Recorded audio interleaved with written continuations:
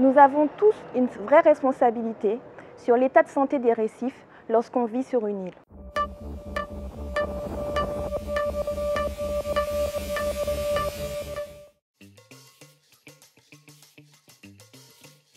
Avec les forêts tropicales, les récifs coralliens sont les écosystèmes les plus riches en biodiversité pour notre planète.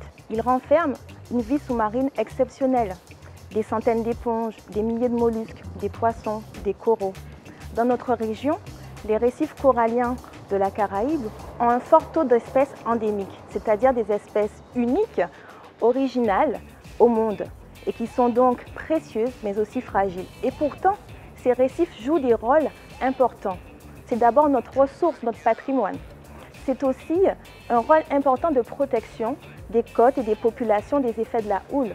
Et puis le rôle économique important des récifs, la ressource de pêche, le tourisme, mais aussi un rôle encore peu exploré qui concerne la prospection de molécules marines qui serviront à la médecine, l'alimentation et les cosmétiques par exemple.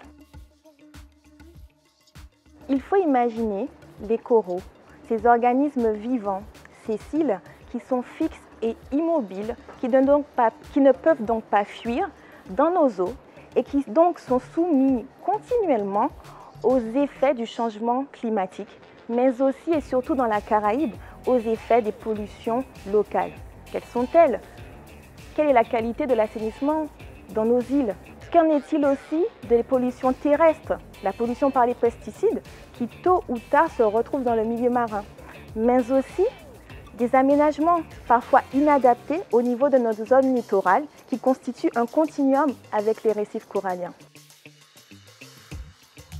Les rencontres scientifiques régionales nous donneront l'occasion de sensibiliser le plus grand nombre. En effet, nous devons tous ensemble agir pour parvenir à sauvegarder les récifs, sauvegarder notre biodiversité, qui est l'écrin du développement à venir de notre région.